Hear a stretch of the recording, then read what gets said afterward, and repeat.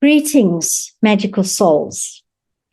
As part of the 30 days, I've decided to do one little video where I share a couple of animal messages and experiences that I have had recently during my animal communication sessions. For me, these are utterly magical and utterly beautiful. And as most of you know, animals are the reason I am on this mortal coil that we call Earth. I often say that when I was somewhere else going, okay, I'm going to go down to Earth and do what I need to do, if there had been no animals on this planet, that would have been a hell no, I ain't going there. That would have been a deal breaker. Anyway, so I wanted to share some there were 3 extraordinary sessions that I had, and they're all extraordinary, but I've chosen these 3 because to me, they illustrate the beauty and the magic and the love and the interconnectedness and it's all of it. We live in a magical world, and every time I communicate with an animal, I am like fully immersed in this magic. So I thought that I would share it. So the first one is, I connected with a dog. He was a beautiful little soul. And he kept showing me in the session, like when he was going out for walks and things like that, trees, big trees. Like he was always walking under a tree, leaning next to a tree, lying under a tree. And eventually I said to him, what is it about the trees? Like there was a lot going on about the trees. And this is what he said to me. He said, when he's out with them, he almost feels like he can ground more. And so what happens is he lies under a tree and he's able to almost send his own roots out. And the trees help him to mimic that. And he explained it to me that he actually almost feels like he gets really heavy, like a tree, almost like he was being really pulled towards the earth. And then he said to me, they help me. I communicate with them. I ask them to clear my fields and they respond. Now, this was a particularly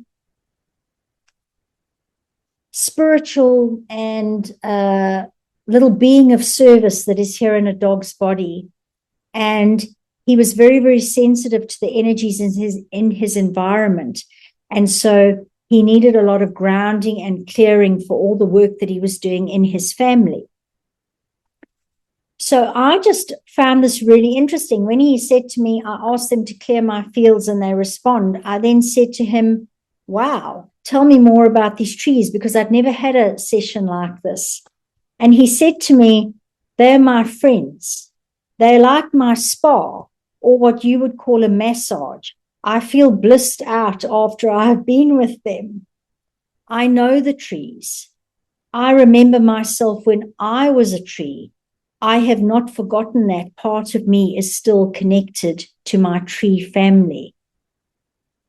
He then shared, really big trees are my favorite because they're older and they're able to ground me much faster because their root systems are better developed. And then he said to me, I love talking to the trees because they have a lot to say. We have lots and lots and lots of conversations. So I just wanted to share that because it was an absolutely magical session, and I've never had anything like it where a dog has shared with me that he remembers being a tree and that they're like his family and that they're helping him to do all this beautiful work, helping him to ground, helping him to discharge energies. I mean, come on, If that's not magical, I don't know what is. The second one was that I've chosen was also an unusual one in the fact that I have never communicated with an animal that was deaf. And this was a beautiful dog that was deaf. And his human guardian reached out to me because she wanted to know how she could learn to communicate better with him, obviously because he can't hear her. And, you know, I think when I went in, I always kind of have these things like, oh, maybe it's going to be this or maybe it's going to be that. And it never ends up being anything like my mind has conceived. It always ends up being completely and utterly magical and something that I never would have dreamt up. And that's what I love about these sessions. So when I went into this one, I thought that maybe, oh, she could learn a bit of sign language or something like that. But that's not what this dog told me. So here is the second session, and this is some of what he said. So when I asked him to describe what his world was like, he said, I have a deeply quiet world, and it's full of depth because I'm not distracted. So even though I can't hear my mom, I still feel the vibration of her words, and more importantly, I feel the love in them. So what he asked her to do was to continue speaking out loud to me, but as you're speaking to me, consciously add in images, whether you add in images or feelings about what you are talking to me about, because then I can receive the message telepathically as well. He also shared with me, deafness is a gift. It allows me to deeper communicate, actually, because I'm deeply in tune with my inner world. And as I said, I don't get distracted. And also, my other senses are all heightened and much more well developed. So I see better, I feel better, I taste better, I touch better, and on he went. So it was a really beautiful session, and I guess I'd never really even considered something like that for an animal. Like, what is their world like when they can't hear? And as you can see, he shared with me that he feels that it's a real gift because he's deeply, deeply in tune with himself, but that he actually feels the love and he still feels the vibration of his human guardian's words. So I just thought that was awesome. The other thing that I wanted to share was that this just is more an illustration of the magic that's in the world. So I had a lady that came to me. She had just lost her cat. It was actually when I was on the summit in May last year, and what I did as a prize is I gave away, for people to comment, I gave away a session, and this was one of those. What's so fascinating for me is that the first person that I did one of those spin the wheel things, and the first person that I got the name of didn't come back to me when I had emailed them. And so then I went to the next person, and the next person actually came back to me and said, I lost my beautiful cat 24 hours ago. He was young. There was nothing wrong with him. He wasn't ill. And I went outside into the garden, and there he was, passed away. And so it was really, really interesting how the first person didn't respond. And then the second person I chose was this woman. And basically, just before I chose her, her cat passed on. I don't believe in coincidence. So I feel like I was meant to do this reading. And so anyway, I connected with her cat. And from what I can remember, he was like a little ginger or a red tabby. And as I was connecting with him, what I got the vision of was his body was there, but he was surrounded by all these deep, deep, deep red flowers. And all of a sudden I could see him sort of standing. He was like side on in my mind's eye, and he was smelling all these beautiful red flowers. And I just kept going, wow, he's like, there's these flowers all over, and he's smelling them and he's loving them. And I couldn't quite work out what the red flowers were, but he was showing me these beautiful red flowers. Anyway, as I say, he was standing side on, and he turned and like looked at me a couple of times, and he was smelling the flowers, and then he'd go back to smell them. And then he was rubbing like his cheeks on the flowers and what have you. And then at some point he turned his head to the side and he looked at me again, and it was no longer the same cat. And all of a sudden I was looking at a tortoiseshell or a marmalade.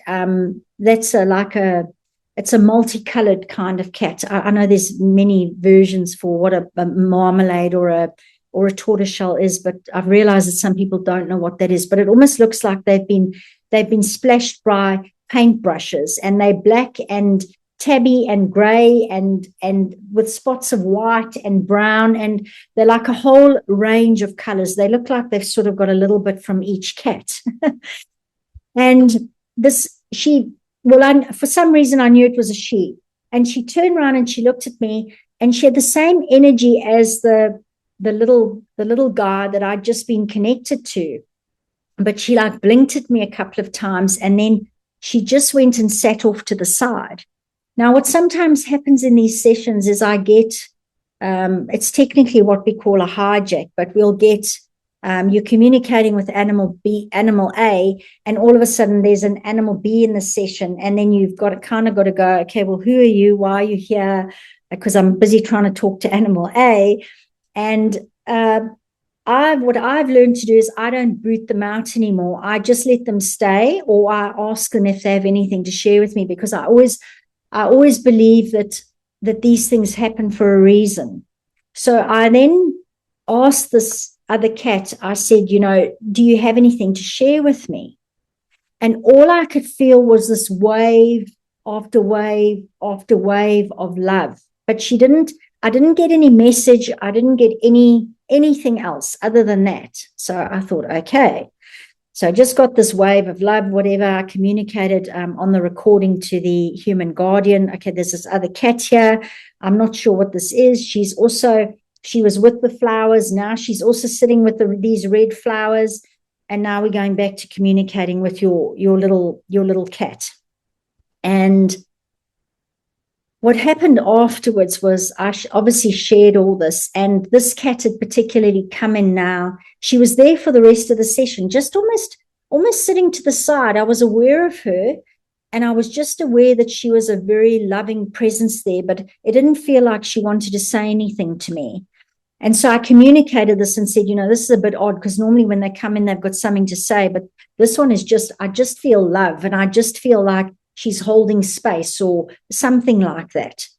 And the woman communicated with me afterwards, and this is the magical part of the story, is that her unbeknown to me, completely unbeknown to me, her little cat that had passed away 24 hours before, she had also had that cat's mother.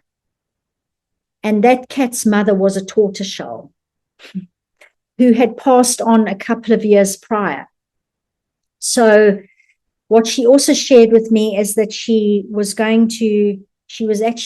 put her cat's body on a beautiful cloth, and she placed these deep, deep red roses all the way, I'm going to cry, all the way around the cat's body, and she was going to bury him in the ground, surrounded by these beautiful these red roses.